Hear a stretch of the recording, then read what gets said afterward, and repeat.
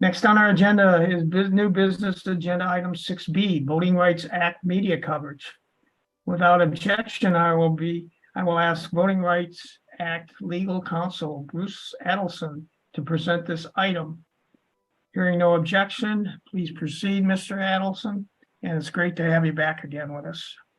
Thank you, Mr. Chairman. It is great to see you all again today. Thank you so much for the opportunity to discuss on this important point. Couple of things, excuse me.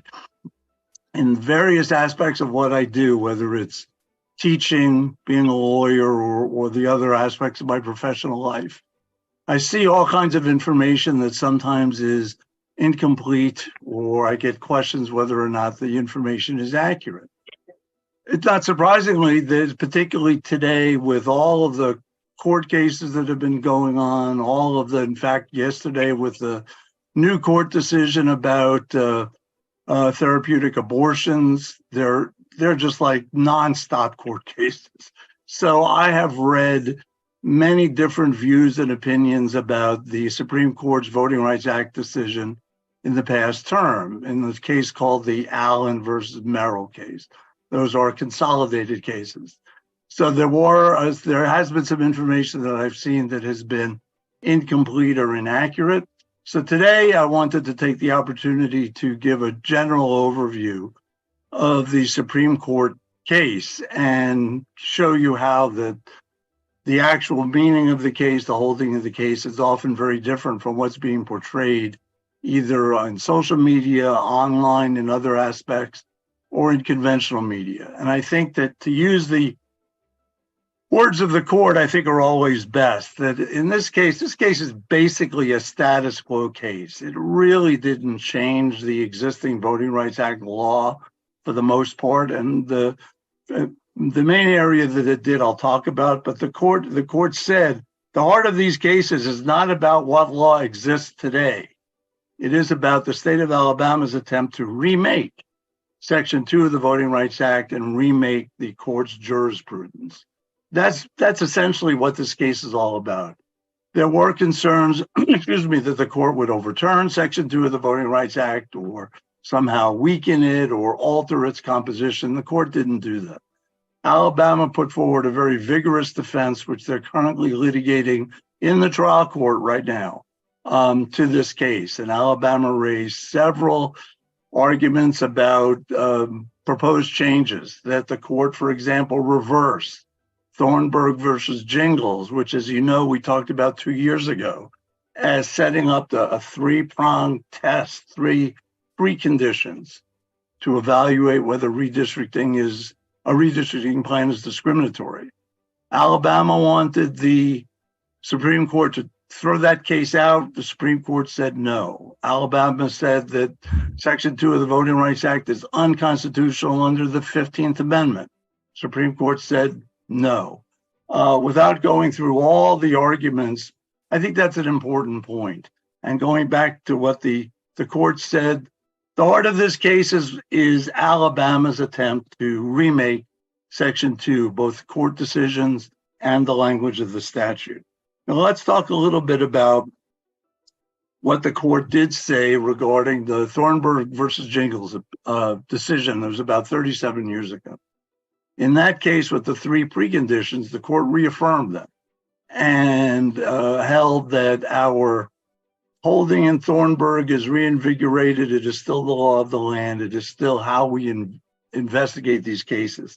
And I think there's some important information there, as well as in the trial court record, about what this case says about the Voting Rights Act. I've spent a lot of time looking at the lower court record, the transcripts, the maps, the expert opinions, and the court's opinions.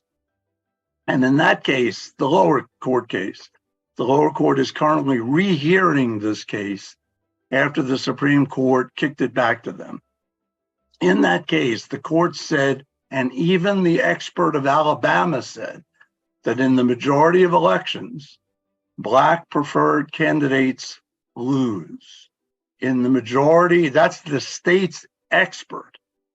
The experts also found that regarding Black preferred candidates, that Black voters support the same candidate in each election more than 92% of the time, while white voters support Black preferred candidates about 15% of the time. That's a big disparity, very suggestive of significant racially polarized voting. That's at that rate. I've seen that polarization in other parts of the country and other redistrictings that I've done, and that is about as stark as you can get. So that, remember that in the Jingles case, the three preconditions are, is the minority community big enough to form a majority in a single member district? That's one. Two, do minority voters vote for the same candidate? Do they vote cohesively? And three, does the white majority vote as a block, usually to prevent Black voters or minority voters from electing candidates of their choice?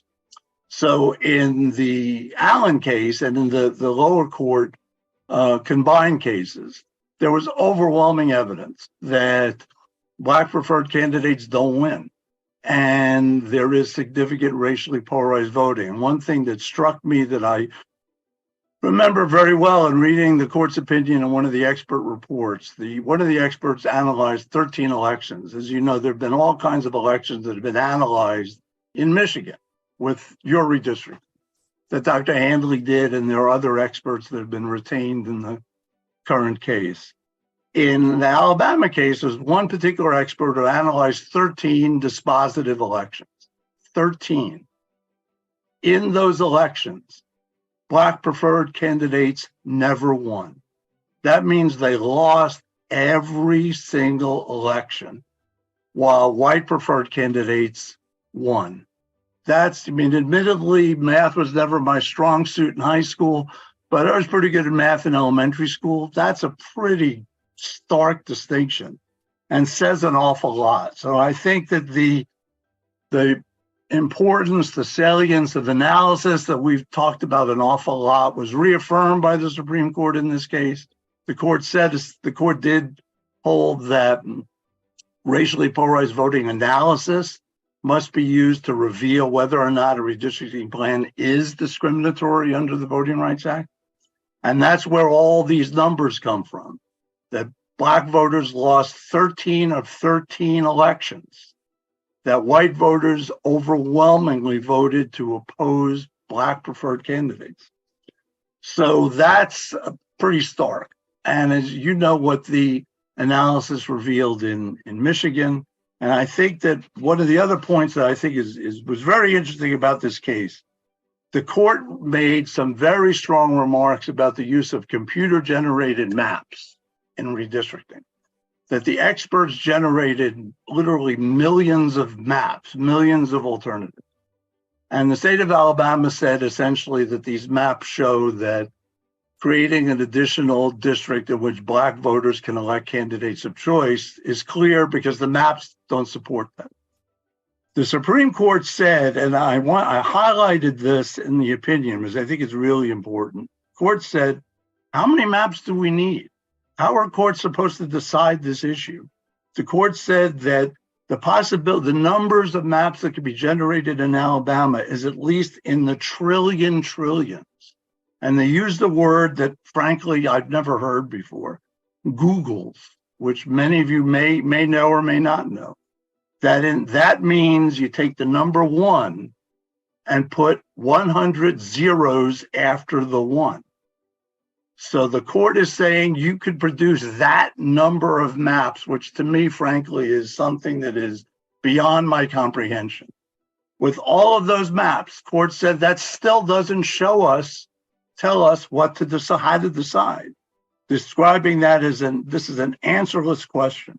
So that creating all these algorithms and creating millions, trillions and trillions in Googles of maps doesn't decide the case. The court said that held that courts should exercise caution before treating results produced by all these algorithms and alternative maps with care. They're not dispositive. They don't prove a Section 2 violation.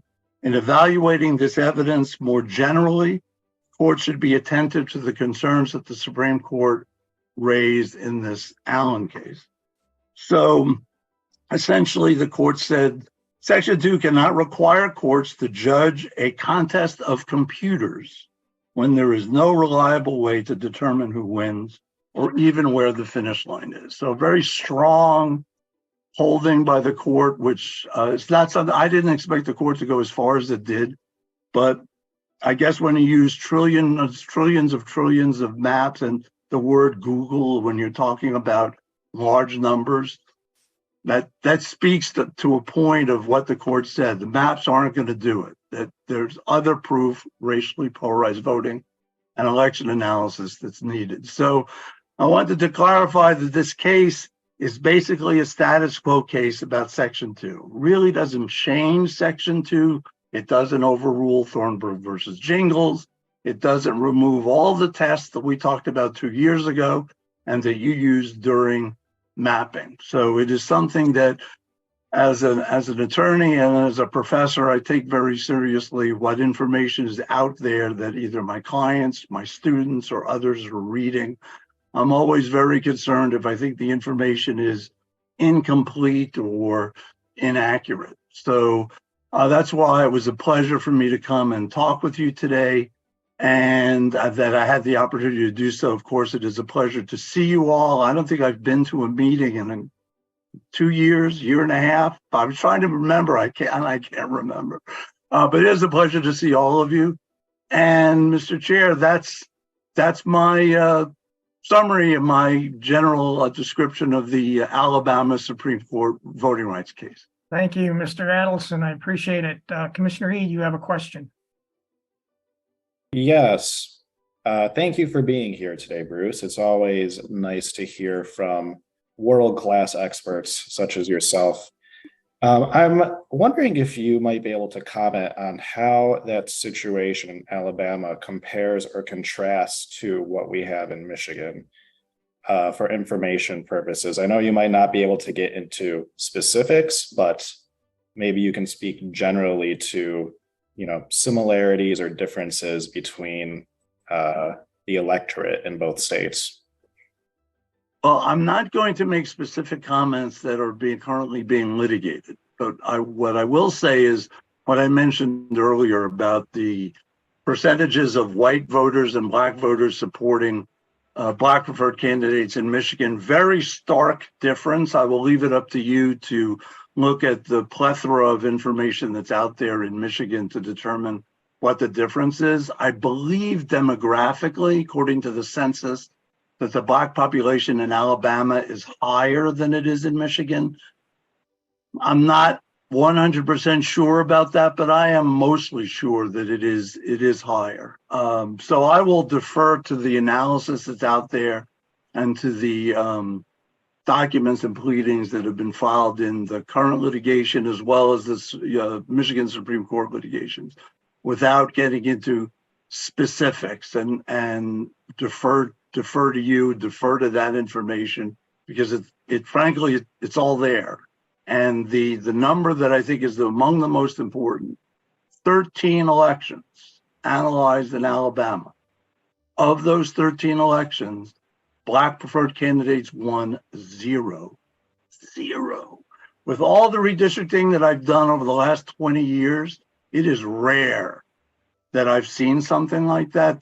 That's why I remember it so clearly, because it really smacked me in the face as being highly probative.